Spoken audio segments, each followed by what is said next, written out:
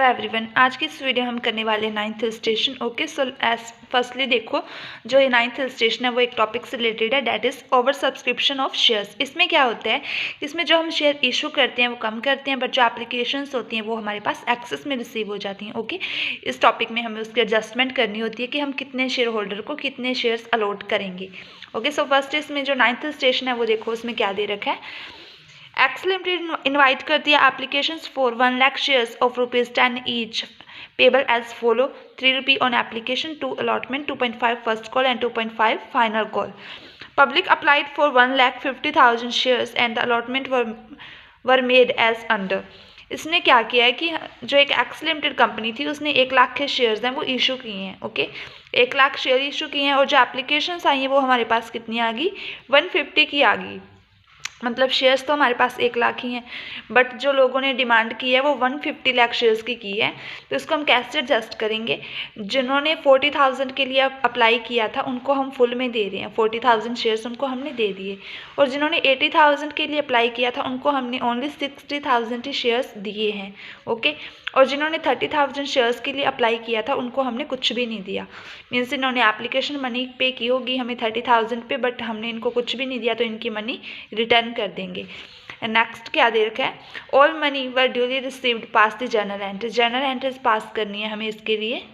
इसमें जो हम शेयर इशू कर रहे हैं वो तो 1 लाख कर रहे हैं, ठीक है, बट जो पब्लिक ने जो भी अप्लाई किया है 150 के लिए किया है, तो जो हमारे पास एप्लीकेशन मनी आएगी वो 1,50,000 के लिए मतलब आएगी, ठीक है। बिकॉज जब भी कोई शेयर्स के लिए अप्लाई करता है तो वो एप्लीकेशन मनी पे करता है, तभी हम मानते हैं कि कोई पर्सन है वो शेयर परचेज करना चाहता है, ठीक है। अभी जो हमारे पास मनी आएगी, एप्लीकेशन मनी आएगी ₹3, वो 150 पे आएगी। सो इसकी एंट्री क्या रहेगी, bank account debit to share application account. Okay, 1,50,000 into ₹3, ये आ गया हमारे पास 4,50,000। ओके, 4,50,000। नेक्स्ट एंट्री में हम क्या करेंगे, जो एप्लीकेशन मनी हमारे पास आई है उसको एडजस्ट कर लेंगे। हम एडजस्ट कैसे करेंगे, फर्स्टली तो हम ये देख लेते हैं कि हमारी एक्चुअल में जो शेयर कैपिटल बननी थी वो कितनी बननी थी। हमारे पास 1 लाख शेयर्स हैं और ₹3 मंगवाने थे, ठीक है। मतलब जो हमारी शेयर कैपिटल बननी थी वो तो 3 लाख ही बननी थी ना इसमें, तो यहाँ पे हम जो 3 लाख हमारे वो शेयर कैपिटल में चले जाएंगे। ओके, उसके बाद नेक्स्ट एंट्री में हम क्या करेंगे, जो ये एप्लीकेंट्स जिनको हमने कुछ भी नहीं दिया, इन्होंने पैसे तो दिए हैं हमें, एप्लीकेशन मनी तो दिया, बट हम इनको कुछ दे नहीं रहे, तो इनके पैसे रिफंड करने पड़ेंगे हमें। तो 30,000 पे हमारे पास ₹3 आए हैं ना एप्लीकेशन पे, ये 90,000 हो गया। इसको हम टू बैंक लिख के और रिटर्न कर देंगे इनको 90,000। ओके, उसके बाद देखो यहाँ पे कुछ अमाउंट है वो हमारे पास एक्सेस में आई है। जैसे जिन्होंने 80,000 शेयर के लिए अप्लाई किया था उनको हमने 60,000 ही दिए हैं, ठीक है। मतलब 60,000 के रुपए ही हम इसमें रखेंगे, बट जो 20,000 जिनको हमने शेयर ही नहीं दिए वो रुपए तो एक्सेस में है ना हमारे पास। यहाँ पे 80,000 पे आए हैं और 60,000 के हमें रखने हैं, तो यहाँ पे इसको माइनस करके 20,000 पे एक्स्ट्रा पैसे आए हैं ना हमारे पास, वो हम शेयर अलॉटमेंट के लिए रख लेंगे, ठीक है। बिकॉज इनको शेयर तो दिए ही है ना, तो जो ये अमाउंट होगी ये हम शेयर अलॉटमेंट पे एडजस्ट करने के लिए रख लेंगे। यहाँ पे कितना आ जाएगा, 20,000 शेयर पे ₹3 एक्स्ट्रा आए हैं, 2 शेयर अलॉटमेंट अकाउंट में 60,000 आ जाएगा। ओके, नेक्स्ट एंट्री में हम क्या करेंगे, जो हमारी अलॉटमेंट मनी है उसको ड्यू करेंगे। इसमें अलॉटमेंट ड्यू करने की एंट्री क्या रहेगी, 1 लाख शेयर्स पे हमें अलॉटमेंट ड्यू करनी है, ठीक है। 1 लाख शेयर पे हम ₹2 के अकॉर्डिंग ड्यू कर रहे हैं, तो कितना आ जाएगा, 2 lakh 2 lakh. Okay, next entry में हम क्या करेंगे, जो हमारी अलॉटमेंट मनी होगी उसको रिसीव करेंगे। अभी इसमें हमें 2 लाख रुपए रिसीव करने थे, ठीक है, बट 60,000 यहाँ पे हमारे पास एक्स्ट्रा पड़े हैं ना, जो हमें अलॉटमेंट पे यूज़ करने हैं। जो बैंक में हमारे पास अमाउंट आएगी वो 60,000 इसमें से लेस करके आएगी। ओके, बिकॉज यहाँ पे हमारे पास बैंक में ज़्यादा आ गए थे, यहाँ पे हमारे पास जो अमाउंट आ रही है वो 1,40,000 ही आएगी। ओके, उसके बाद जो नेक्स्ट एंट्री रहेगी उसमें हम फर्स्ट कॉल ड्यू करेंगे। फर्स्ट कॉल कितने की है, 2.5 की है। ओके, 1 लाख शेयर पे 2.5 के अकॉर्डिंग फर्स्ट कॉल ड्यू करते हैं, तो इसकी एंट्री क्या रहेगी, share first call account debit to share capital account 2,50,000, 2,50,000। Next entry में जो भी हमारी फर्स्ट कॉल की अमाउंट है उसको हम रिसीव कर लेंगे। यहाँ पे जो भी अमाउंट्स है वो हमें फुली रिसीव हो रही है, ठीक है, कोई इसमें एरियर नहीं है, तो इसकी सिंपल सी एंट्री आ जाएगी, bank account debit to share first call account. Okay, 2.5 lakh 2.5 lakh. और जो इसमें लास्ट एंट्री रहेगी उसके बाद फाइनल कॉल को ड्यू करने की एंट्री क्या रहेगी, share final call account debit to share capital account. इसमें भी 1 लाख शेयर पे 2.5 के अकॉर्डिंग ड्यू करना है, तो 2.5 लाख की अमाउंट आ जाएगी। उसके बाद जो सारी अमाउंट है फाइनल कॉल की वो हमें रिसीव हो जाएगी। उसकी एंट्री क्या रहेगी, bank account debit to share final call account. Okay, ये हो गया हमारा 9th स्टेशन। इसमें से सिंपल सी एंट्रीज हैं, ठीक है, बट मतलब थोड़ा सा आप ध्यान रखना कि जो एप्लीकेशन मनी होगी उसको हमें एडजस्ट करना पड़ेगा। ओके, नेक्स्ट हम देख लेते हैं इसमें 10th इलस्ट्रेशन। 10th इलस्ट्रेशन में क्या दे रखा है? फर्स्टली जो इसका टॉपिक है वो क्या है? Opening of joint application and allotment account. इसमें जो भी हमारी एप्लीकेशन एंड अलॉटमेंट होती है उसकी इकट्ठी एंट्री होगी। ओके, उसके अकॉर्डिंग जो हमारी इलस्ट्रेशन है वो देख लेते हैं हम। On 1st April 2015, a limited company was incorporated with an authorized capital of rupees 8 lakh। ये हमारी टोटल कैपिटल है, ओके, शेयर्स नहीं है, ये 8 lakh divided into shares of 10 each. यहाँ पे रुपीज़ लगे हैं ना, तो मीन्स ये हमारी कैपिटल है। अगर यहाँ पे रुपीज़ ना लगा होता फिर इसको हम शेयर मानते। अभी टोटल कैपिटल 8 लाख की है और उनकी वैल्यू पर शेयर की वैल्यू कितनी? 10 रुपीज़ के अकॉर्डिंग है। तो यहाँ पे जो हमारे पास शेयर बन जाएंगे वो कितने बन जाएंगे? 80,000। ओके, मीन्स हमारे पास 80,000 के शेयर्स हैं और रुपीज़ 10 ईच है। It offer to the public for subscription 60,000 shares payable as. यहाँ पे जो 8 लाख है ना वो हमारी ऑथराइज कैपिटल है, दिया हुआ है ना यहाँ पे। ऑथराइज कैपिटल मीन्स 80,000 के हमारे ऑथराइज शेयर्स हैं एंड जो 60,000 शेयर्स हैं वो हम इशू कर रहे हैं। इसमें अमाउंट कैसे रिसीव कर रही हैं? ऑन एप्लीकेशन पे 3 रुपीज़ हैं, अलॉटमेंट पे 2 रुपीज़ हैं and first and final call पे 5 रुपीज़ हैं। ओके, पब्लिक अप्लाई करती है 92,000 shares and the applications money was duly received on April 15, 2015। इसमें क्या है? जो हमने शेयर इशू किए हैं वो तो 60,000 के हैं, बट जो एप्लीकेशन आई है वो 92,000 की आई हैं। Applications for 2,000 shares were rejected and the applicants for 90,000 shares were allotted 60,000 shares. इसमें जो 2,000 की जो एप्लीकेशन आई थी उनको हमने रिजेक्ट कर दिया, कुछ भी नहीं दिया, मीन्स उनकी मनी हमें रिफंड करनी पड़ेगी।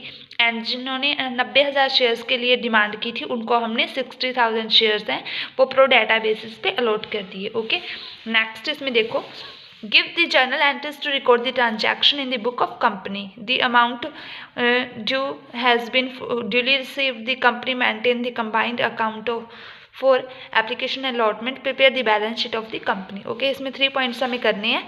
सो फर्स्ट इसमें देखो जो हमारी एप्लीकेशन अलॉटमेंट की मनी रहेगी, एंट्री रहेगी, सॉरी, इसमें फर्स्ट पॉइंट के अकॉर्डिंग क्या है कि जो सारी मनी है हमें वो रिसीव हो रही है। ओके, अभी इन्होंने बोला है कि जो हमारा एप्लीकेशन अलॉटमेंट अकाउंट है उनको इकट्ठा मतलब कंबाइन करके हमें लिखना है। तो यहाँ पे जो हमारी फर्स्ट इसमें जिसमें हम ये रिसीव करने वाले हैं, एप्लीकेशन रिसीव करने वाले हैं, यहाँ पे हमारे पास 92,000 शेयर्स पे 3 रुपीज़ आ रही हैं एप्लीकेशन पे। इसकी एंट्री क्या रहेगी?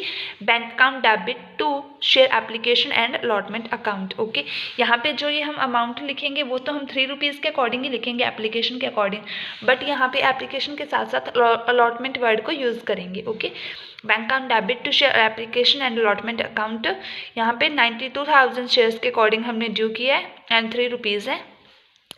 जो हमारे पास अमाउंट आ जाएगी वो कितनी रहेगी? 2,76,000, 2,76,000। ओके, उसके बाद जो नेक्स्ट एंट्री हमारी रहेगी वो क्या रहेगी? इसमें यहाँ पे तो हम वही वैल्यू लिखेंगे जो कि हमारी एप्लीकेशन पे हमने मतलब ड्यू की थी, ठीक है, वो हमारे पास अमाउंट आ गई। उसके बाद नेक्स्ट एंट्री में हम क्या करेंगे? जितनी भी हमारे पास ये अमाउंट आई है उसके मतलब फर्स्टली हम इसमें ये देखेंगे कि हमारी जो एप्लीकेशन एंड अलॉटमेंट मनी है इन दोनों को, इनके जो भी मतलब अमाउंट है इन दोनों को प्लस करके हमारे पास जो टोटल शेयर कैपिटल बनेगी वो कितनी बनेगी। अभी देखो जो एप्लीकेशन मनी थी इस पर शेयर कैपिटल कितनी बननी थी? 60,000 के अकॉर्डिंग 3 रुपये मंगवाने थे। ओके, 180 तो ये हो गए, 180 ये बनने थे। उसके बाद अलॉटमेंट पे कितनी आनी थी? 60,000 पे 2 रुपीज़ यहाँ पे आने थे। ये कितना आना था? 1,20,000 आना था। टोटल हमारे पास जो शेयर कैपिटल बननी थी वो 3 लाख की बननी थी ना। तो यहाँ पे हम जो शेयर कैपिटल अकाउंट है उसको 3 लाख से क्रेडिट कर देंगे। Share application allotment account debit to share capital account. Okay, 3 lakh 3 lakh. उसके बाद जो नेक्स्ट एंट्री रहेगी वो क्या रहेगी? Share application account application allotment account debit to bank account. इसमें जो भी हमारे शेयर्स मतलब जिन्होंने शेयर्स के लिए अप्लाई किया था उनको हमने कुछ भी नहीं दिया। यहाँ पे लिखा है ना कि जिन्होंने 2,000 के लिए अप्लाई किया था उनको हमने रिजेक्ट कर दिया। उन्होंने 2,000 शेयर पे हमें 3 रुपीज़ के अकॉर्डिंग अमाउंट पे की होगी, तो इसको हम रिटर्न कर देते हैं। 2,000 × 3 करके 6,000 अमाउंट हम इसको रिटर्न कर देते हैं। मीन्स हमारे पास जो भी यहाँ पे एप्लीकेशन मनी आई थी एक्सेस में, उसको हमने रिफ़ंड कर दिया, जिनको मतलब रिजेक्ट कर दिया था उनको रिफ़ंड कर दिया। उसके बाद जो नेक्स्ट एंट्री रहेगी वो हम क्या करेंगे, जो मतलब यहाँ पे अमाउंट तो हमें इतनी रिसीव हो रही है, एक्चुअल में हमारी बन कितनी रही थी, 3 लाख हमें रिसीव करना था ना, बट अमाउंट हमें इतनी रिसीव हो रही है, तो इसके जो भी हमारा बैलेंस रह गया अलॉटमेंट पे वो हम रिसीव कर लेते हैं। बैलेंस कितना रह गया, अभी यहाँ पे 30,000 लिख रखा है, ये देखो कैसे लिख रखा है, मतलब हमें रिसीव इतने करने थे टोटल, बट रिसीव इतने हुए हैं, बट इसमें से हमने 6,000 को रिफंड भी तो कर दिया ना यहाँ पे। ये देखो जो रिफंड की एंट्री किया हमने, मतलब जो हमें रिसीव हुए हैं वो कितने हुए हैं, 270 ही हुए हैं, बट एक्चुअल में हमें 3 लाख रिसीव करने थे, तो यहाँ पे हमने 30,000 लिखा है। ओके, यहाँ पे आगे इसका नोट्स है वो देखो, 5th नोट के अकॉर्डिंग देखो क्या दे रखा है, amount due on allotment. Allotment पे हमें ड्यू कितनी करनी थी, 60,000 के शेयर्स थे, 2 रुपये मंगवाने हैं हमें अलॉटमेंट पे, तो 1,20,000 के अकॉर्डिंग ड्यू करनी थी। और जो हमें एप्लीकेशन पे एक्सेस रिसीव हुआ था वो कितना था, एप्लीकेशन पे मतलब जिन्होंने 90,000 शेयर के 90,000 शेयर्स के लिए जिन्होंने अप्लाई किया था उनको हमने 60,000 शेयर्स दिए थे ना, मतलब जो एक्सेस अमाउंट थी वो 30,000 के अकॉर्डिंग थी, 30,000 शेयर्स पे 3 रुपीज़ एक्स्ट्रा थे, तो ये कितना आ गया, 90,000 आ गया। ओके, मीन्स 90,000 तो हमने अलॉटमेंट के लिए यहाँ से एडजस्ट कर लिया, और उसके बाद जो बैलेंस रह गया वो 30,000 रह गया। चाहो तो आप वैसे लिख लो जैसे मैंने आपको पहले बताया, और वैसे ऐसे भी आप लिख के बता देना। ओके, यहाँ पे जो हमारे पास बैलेंस रह जाएगा वो 30,000 का रह जाएगा। यहाँ पे देखो 30,000 की जो भी अमाउंट थी हमने वो रिसीव कर ली। उसके बाद नेक्स्ट एंट्री में हमें first and final call due करनी है, तो उसकी एंट्री क्या रहेगी, फर्स्ट एंड फाइनल कॉल की 5 रुपीज़ के अकॉर्डिंग है। तो यहाँ पे देखो share first and final call account debit to share capital account, 60,000 पे 5 रुपये मंगवा रहे हैं, तो 3 लाख आ गया। उसके बाद जो भी हमारी फर्स्ट एंड फाइनल कॉल की अमाउंट होगी उसको हम रिसीव कर लेंगे, bank account debit to share first and final call account. Okay, 3 lakh, ये तो हमारी होगी जनरल एंट्रीज सारी। ओके, उसके बाद इन्होंने बोला है कि बैलेंस शीट भी हमें मेंटेन करनी है। बैलेंस शीट के लिए देखो फर्स्टली हम क्या करेंगे, जो नोट्स टू अकाउंट होता है उसको प्रिपेयर करेंगे।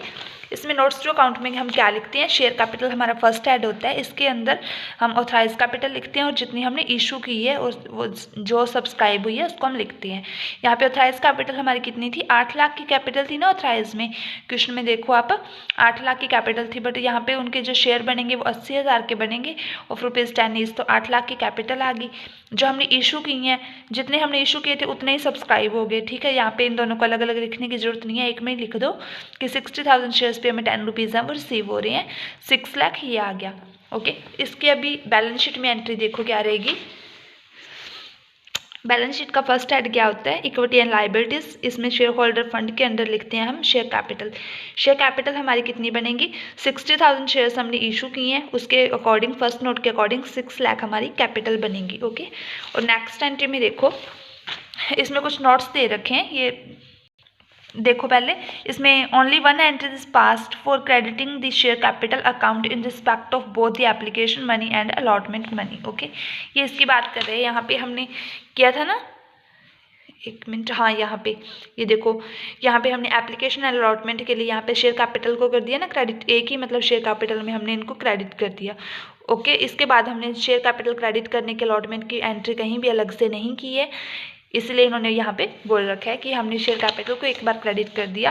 And entry for surplus application money to be adjusted on allotment need not to be passed. और जो हमें मतलब एक्सेस वाली एंट्री थी ना, लिखते हैं ना कि मतलब हमें इनको इकट्ठा ही कर रहे हैं, तो हमें लिखने की ज़रूरत नहीं है कि कुछ जो भी एक्सेस आ रहा है वो हम अलॉटमेंट पे यूज़ करेंगे। ओके, एंड 5th पॉइंट मैंने आपको बता ही दिया, अभी हमने रीड किया था लास्ट। देखो, there will be no change in the entries in respect of call on shares. Means इसमें क्या, इसका क्या मतलब है कि जो भी हम शेयर्स पे अमाउंट मतलब जो भी हमारी फर्स्ट एंड फाइनल कॉल हम मंगवाने वाले थे उस पर कोई चेंज नहीं होगा। ओके, यहाँ पे हुआ भी नहीं था, हमने कोई चेंज नहीं किया, direct first and final call due किया और रिसीव कर लिया। ओके, उसके बाद इसमें जो भी मतलब हमारी बैलेंस शीट होती है उसमें एक तो इक्विटी एंड लायबिलिटी साइड तो हमने शेयर कैपिटल लिख दी, उसके बाद जो हमारा एसेट्स साइड रहेगी वो भी उसमें भी हमें लिखना होता है। उसमें हमारे यहाँ पे ओनली क्या है, कैश दे रखी है, तो वो कैश को आप कैलकुलेट कर लेना। यहाँ पे देखो पहले 270 है, ठीक है, 276 है, उसके बाद 6,000 हम रिटर्न कर रहे हैं तो 270 रह गया। उसके बाद यहाँ पे हमारे पास कितने आ रहे हैं, 30 आ रहे हैं, 3 लाख हो गया, 3 लाख और 3 लाख ये आ गया हमारे पास बैंक में आ रहे हैं ना, 3 और 3 कितने हो गए, 6 लाख हो गए। तो यहाँ पे हम लिख देंगे करंट एसेट्स में cash and cash equivalent 6 lakh. Okay, हमारी जो बैलेंस शीट है उसकी लाइबिलिटी एंड एसेट साइड है वो इक्वल हो चुकी हैं। और ये हो गया हमारा 10th स्टेशन। वीडियो अच्छी लगी तो वीडियो को लाइक कर देना, चैनल को सब्सक्राइब कर देना। Okay, thank you.